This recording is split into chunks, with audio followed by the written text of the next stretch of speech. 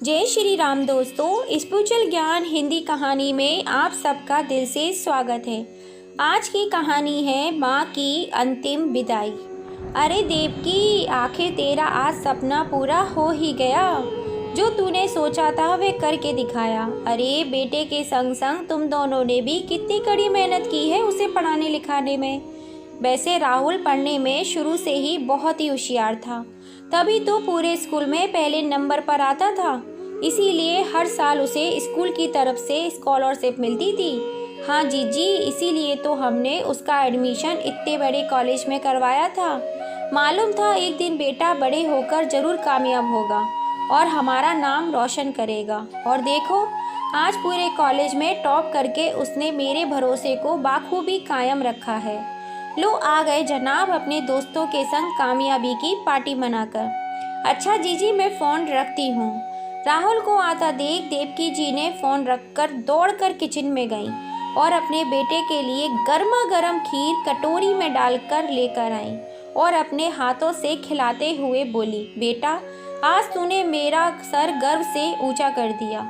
सुबह से बधाई देने वालों के फ़ोन आ रहे हैं। तभी किशन लाल जी भी अपने बेटे को गले लगाते हुए बोले, बेटा सच में आज तूने अपने माँ बाप का सर गर्व से ऊंचा कर दिया।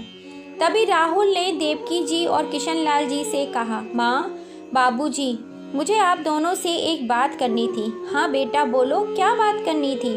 माँ बाबूजी, आपको तो पता ही है आज के समय में कोई अच्छी नौकरी मिलना कितना मुश्किल होता है। तभी किशन लाल जी बोले, बेटा तुम्हें चिंता करने की कोई ज़रूरत नहीं है। अभी तो तुम्हारी पढ़ाई पूरी हुई है और फिर नौकरी नहीं भी मिलेगी तो कोई बात नहीं, आगे जाकर तुम्हें ही तो मेरे काम को संभालना है। आखिर तुम्हारे सिवाय हमारा है ही कौन जो हमारे काम को संभालेगा। पिताजी आप तो जानते ही हो, मैंने पढ़ाई दुकान पर बैठकर काम करने के लिए नहीं की है। मुझे तो एक मल्टीनेशनल कंपनी में काम करना है।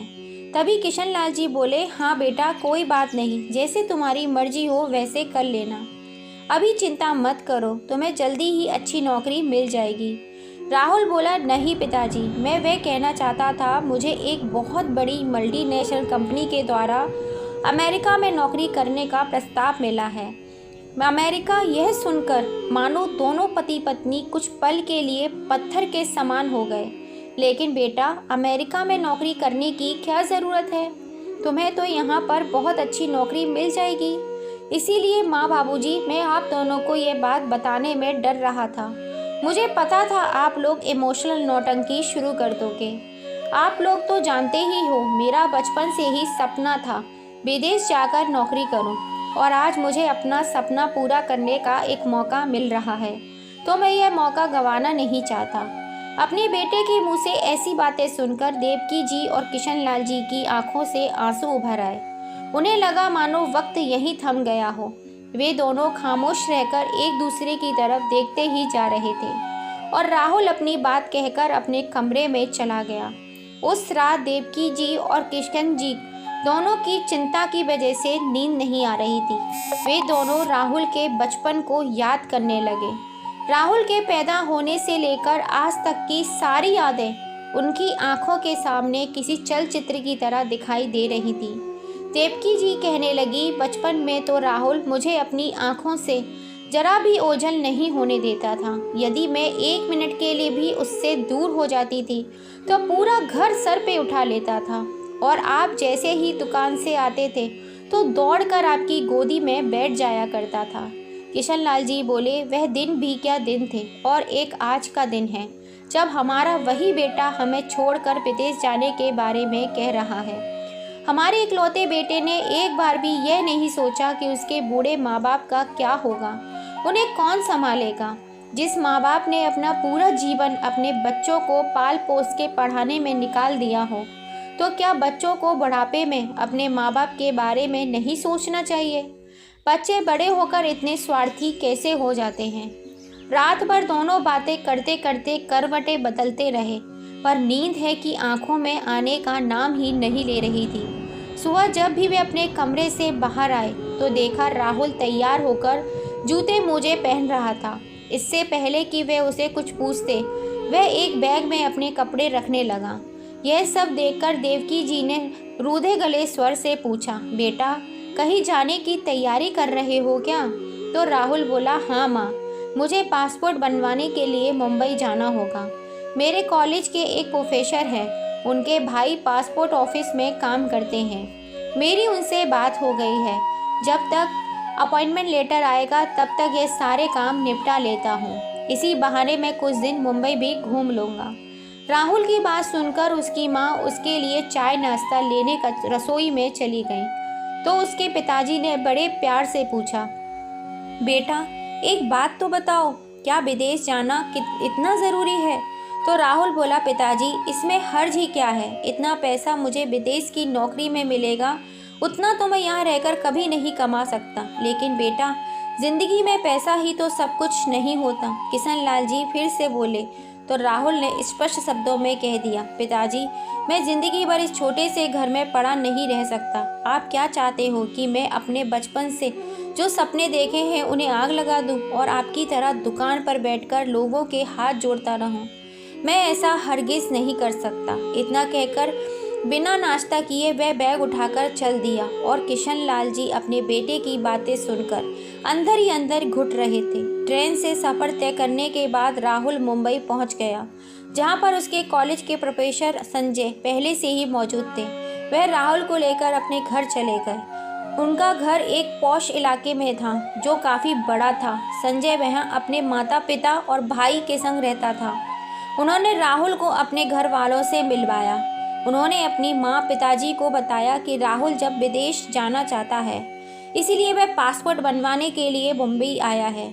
संजय की माँ को यह बात शायद कुछ अच्छी नहीं लगी। उन्होंने राहुल से कहा, बेटा तुम अपने माता पिता के इकलौते बेटे हो तो तुम्हें यहीं रहकर उन्हें संभालना चाहिए। तो राहुल ने कहा, अंकल जी मेरे माता पिता ने बहुत संघर्ष करके अपना जीवन बिताया है, इसीलिए मैं चाहता हूँ कि मैं विदेश जाकर अच्छे पैसे कमाऊँ ताकि उनको सुख भरी ज़िंदगी दे सकूँ। फिर सब ने मिलकर एक संग खाना खाया। खाना खाने के बाद संजय ने उसे गेस्ट रूम में ले गया। राहुल कमरे में आराम कर रहा था, तभी किसी के जोर जोर से खांसने की आवाज़ आई। उसने बाहर जाकर देखा तो कमरे के पास वाले कमरे में एक बूढ़ी दादी जी जोर जोर से खांस रही थी। राहुल उनके पास गया और अपने हाथ से उनकी पीठ को थपथपाने लगा। फिर टेबल पर रखी बोतल से गिलास में डालकर पानी पिलाया। 2-4 घूंट पानी पीकर उन्होंने वापस से गिलास राहुल को पकड़ा दिया। अब उनकी खांसी बंद हो चुकी थी। राहुल ने उन्हें फिर से बिस्तर पर आराम से लिटा दिया। पानी पीकर दादी जी ने राहत की सांस ली और दूसरी ओर राहुल को प्रश्न भरी नज़रों से देखती जा रही थी। राहुल उनकी नज़रों में छिपे प्रश्न को तुरंत समझ गया और बोला, मैं संजय सर का स्टूडेंट हूँ, आज ही मुंबई आया हूँ। तो बूढ़ी दादी ने यह बात सुनकर अपने कपकपाते हाथों को उठाकर उसको आशीर्वाद दिया। राहुल को उनकी हालत देखकर काफ़ी अफसोस हो रहा था। थोड़ी देर तक राहुल उनके पास बैठा रहा।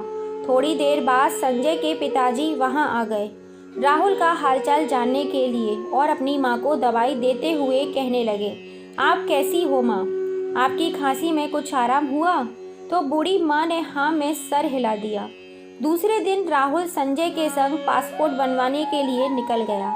शाम को जब पासपोर्ट बनवाकर घर वापस आया तो देखा संजय का पूरा परिवार दादी जी के कमरे में मौजूद था। संजय के माता पिता पास में रखी हुई कुर्सी पर बैठे हुए थे और संजय का भाई दादाजी के पैर दबा रहा था। यह सब देखकर राहुल को बहुत ही अच्छा लगा।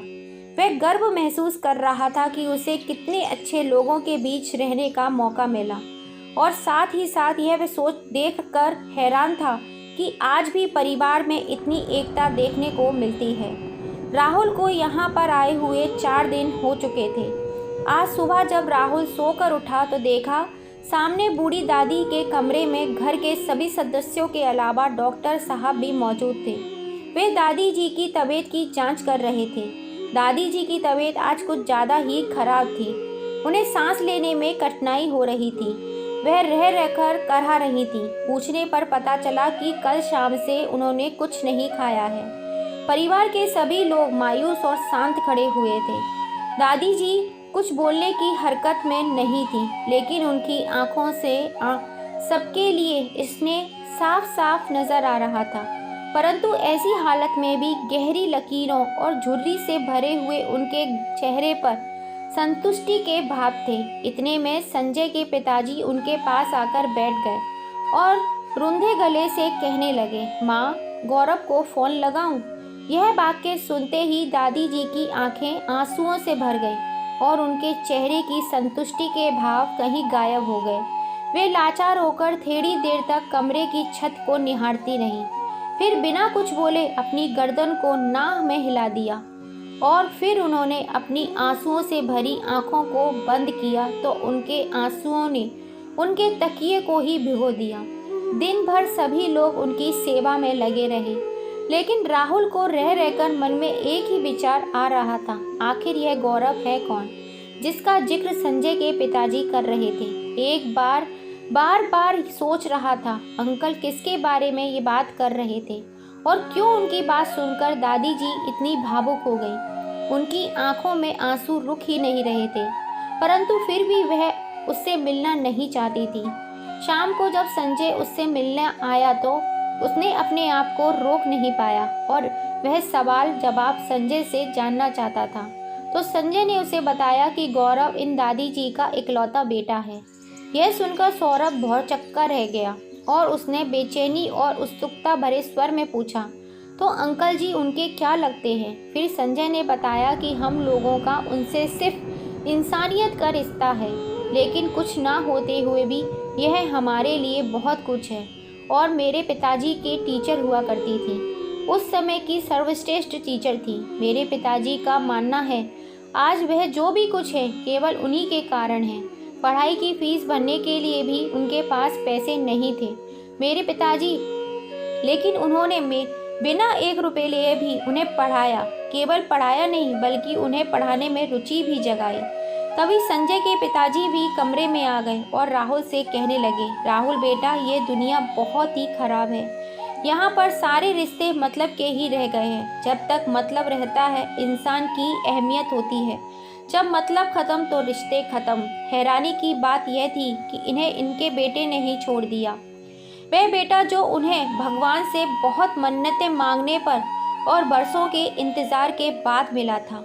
वह बेटा जिस पर पाल पोस कर बड़ा कर कामयाब बनाने के लिए उन्होंने अपना सब कुछ न्यौछावर कर दिया था और उसे इतना पढ़ाया कि दुबई में आज एक बहुत बड़ी कंपनी में ऊंचे पद पर काम कर रहा है। लेकिन पीछे रह गए उसके बूढ़े माता पिता। उसने तो वहां जाकर दुबई की एक लड़की से शादी कर ली और वहीं पर बस कर रह गया और मकान उन्होंने अपने बेटे की पढ़ाई के लिए पहले ही बेच दिया था।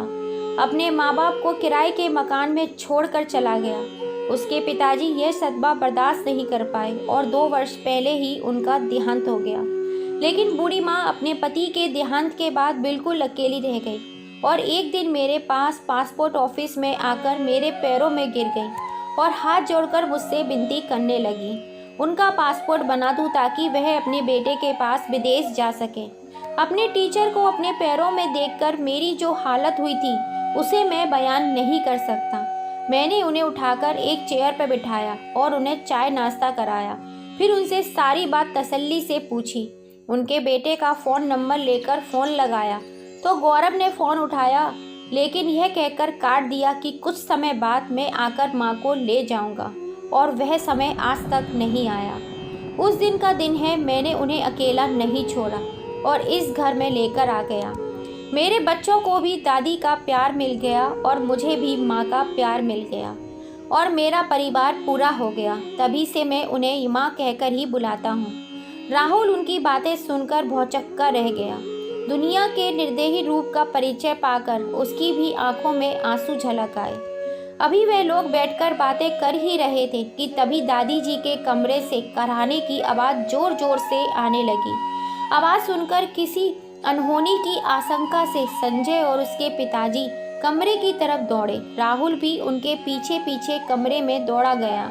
देखा तो दादी जी को सांस लेने में फिर से तकलीफ हो रही थी। तभी परिवार के सभी सदस्य उनके कमरे में पहुंच गए। अंकल जी उनके सिर को सहलाने लगे और आंटी जी उनके मुंह में गंगाजल की कुछ बूंदें डालने लगी। वह चाहकर भी अपनी आंखों को खोल नहीं पा रही थी। उन्होंने बहुत मुश्किल से अपने हाथ जोड़कर कमरे में मौजूद सभी लोगों की तरफ लाचारी से देखा और अचानक से उनके हाथ ढीले हो गए और गर्दन एक तरफ लुढ़क गई। अपने सभी दुखों से मुक्ति होकर जालिम दुनिया को छोड़कर हमेशा हमेशा के लिए भगवान के पास जा चुकी थी।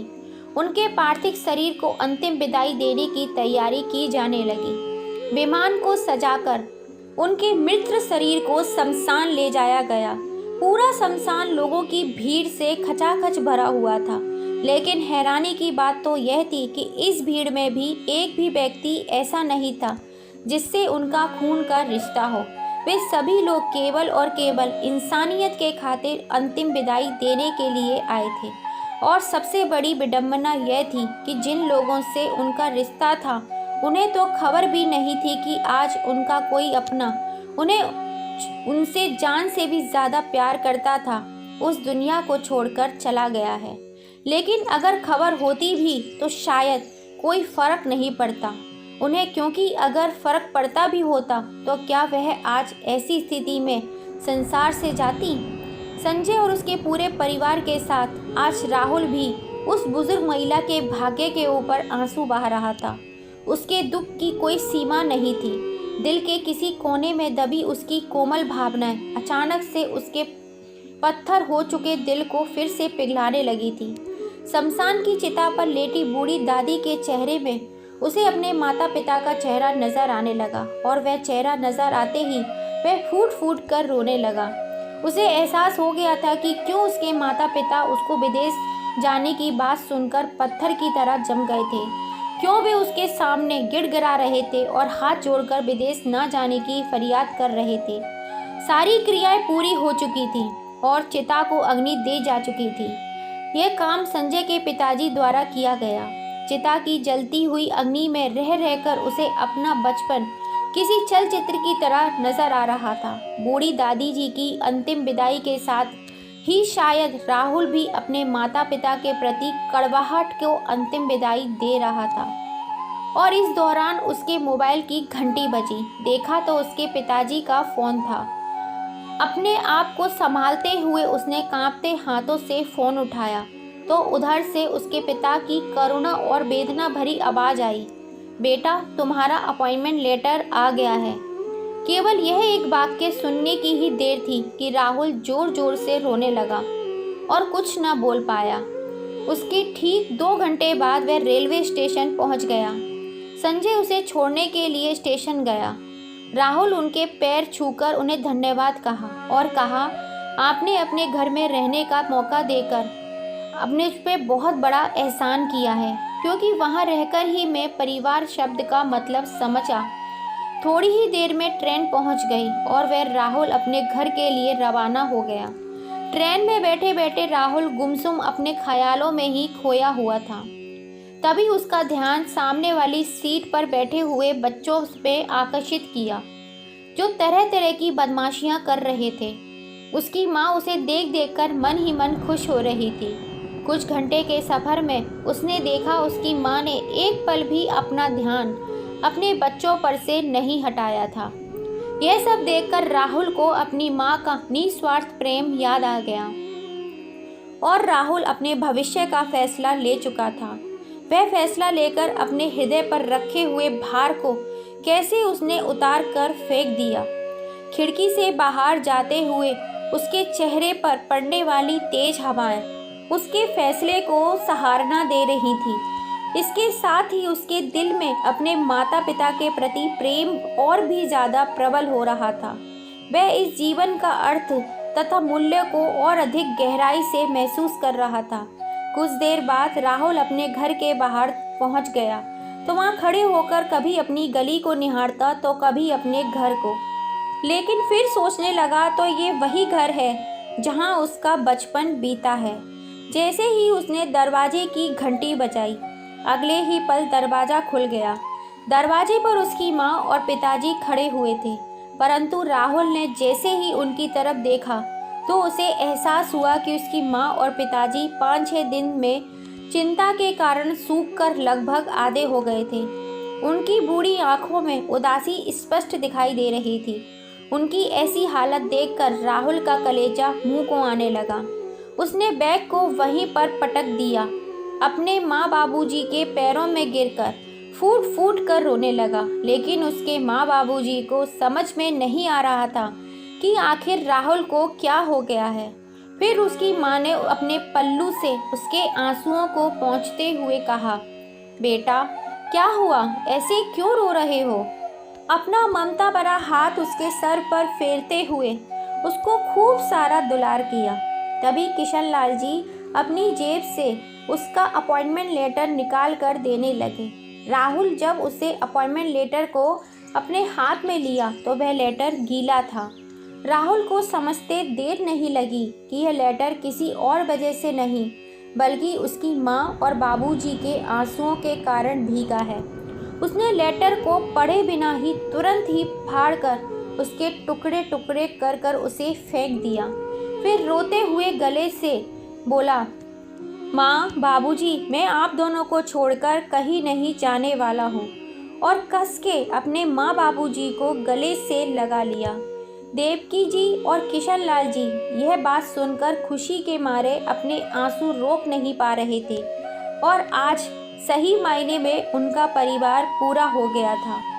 जैसे भगवान श्री राम 14 वर्ष के बाद अपने घर वापस आए थे, वैसे ही आज उनका बेटा अपने घर सही मायनों में वापस आया था। इसीलिए देवकी जी और किशन जी ने अपने बेटे के संग मिलकर दिवाली मनाई और हंसी खुशी अपने बेटे के संग ज़िंदगी बिताने लगे। तो दोस्तों, आपको ये कहानी कैसी लगी? राहुल ने जो निर्णय लिया क्या वो सही था या गलत? अपनी राय हमें कमेंट करके ज़रूर बताइएगा। क्या विदेश में नौकरी करने से सच्चा सुख मिलता या अपने माँ बाप के पास रहने से? जय श्री राम दोस्तों, फिर मिलेंगे ऐसी ही किसी कहानी के साथ।